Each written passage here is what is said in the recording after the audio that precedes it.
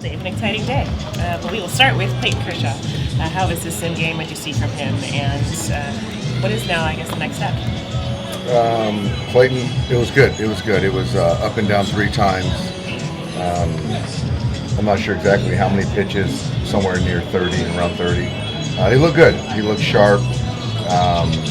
Good to see him face some hitters. And I think the next progression is he'll go with us to Miami. And on that Saturday, we'll do a 4-inning live situation similar to this. When you had mentioned after this one and the next one, there's potential activation. Do you still believe that to be the case? Yeah. I think, assuming we get through today, he feels good. He'll go on Saturday, and then, that next turn, whatever day, if it's on regular or he gets an extra day, he'll be activated. Obviously, a big day for Max Muncy. I mean, how rewarding is to see a guy who's been through some of the stuff he's been through this year and throughout his career to get rewarded like that?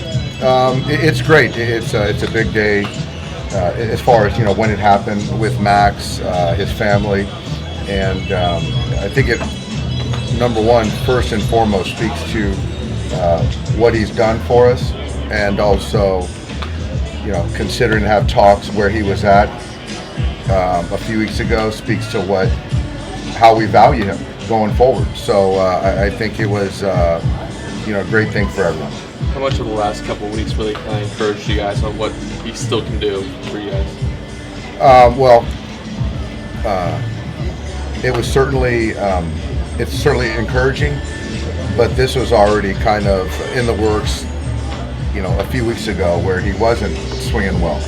So it's the chicken or the egg, what led to kind of his resurgence, but I think it's a combo. And like I said, I couldn't be happy for Max. You constantly have talked about how much trust you have in him, and even when he was struggling, you knew that he would get out of it. To want to extend him, to see the success he's having, I guess, what does it mean to you personally, and what does it say about Max as you've watched him navigate through this challenge? I think for me, I have an easier time betting on makeup and guys that prepare, guys that compete, and guys that play to win. And I know the organization feels the same way. So I'm not surprised by the production increase. And I didn't waver. I don't think any of us internally wavered on he was going to get back to being the player that he's always been. Did something move up the timetable with Clayton? We weren't expecting him to throw to hitters yet. I think it's just his overall health. I think early September was potential activation from once we found out after the epidural that he came out of it good. How we got there is something that we kind of talked about. And if he felt good enough to throw a pen and then face some hitters for 2+, then we felt good about it. So it was either going to be an extended bullpen today or the simulated game. So that was all predicated on how he felt. What reports did you get on Treinen yesterday? I texted back and forth with Blake yesterday. He said he felt good.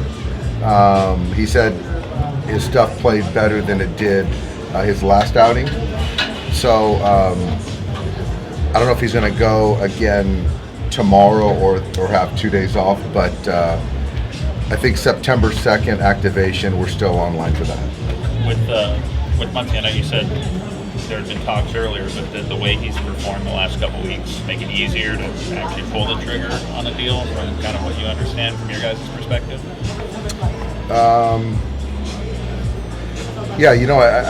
I don't know the exact timing of when it was finalized. I really don't. But I know it wasn't yesterday. So, again, this is something that you're just betting on the person. So it wasn't something where we saw 3 weeks of production to say, hey, we're going to go do this. We did this beforehand. So this is something that I really appreciate, Andrew and the guys who are proactive in betting on the player and the person. before just the production part of it. Do you think it helps with guys, especially someone like him, who would have had a contract question looming for the rest of the year? Do you think it helps just for all the other things he's going to have to focus on down the stretch to have that piece kind of put away as you get closer to the playoffs in October? I think so. I mean, every player, every situation, contract situation is different. You know, the bottom line is that you still got to go out there and be a professional and produce. But having the peace of mind, I don't see, if you're betting on the right guy, I don't see the downside in that. And as far as its teammates, I think it just speaks to, you know, we value process and how you go about it. And, you know, you do it the right way, you know, compensation can happen. He said there was maybe a little doubt in his mind about if he could maybe get back to kind of what he's done the last month. Could you sense that from him? And was there like a specific point where you could tell he started to believe he was getting back there? Was there a specific point? I don't think there was a specific point. I think in Colorado, the at-bats he was taking, there was a sac fly, there was a double, there was a homer in there. I think that was kind of something where you have some hope, but to kind of get back on track takes time. So I don't think in this particular situation it was one game, one at bat that he said, I'm back. I think this has been over the course of a couple weeks where at that point in time he felt that this is now sustainable. The fact that he's already had to sort of fight his way back to a big league job earlier in his career to even get to this point, how much did that sort of give you guys confidence earlier this year that he could sort of fight back to where he was before the injury? I think that's fair. He came into this game as a big league ball player with nothing but upside and having to prove people wrong. I think every player has something that motivates them, and to kind of prove people wrong again that I deserve an extension. I think everyone has their own motivations, yeah. But knowing what he's gone through in the past, you knew that he wasn't going to quit. Sandy was wondering if he was tipping pitches yesterday. Was he? Not that I'm aware of. I thought he made some good pitches and some not so good pitches, but no, I don't think he was tipping his pitches.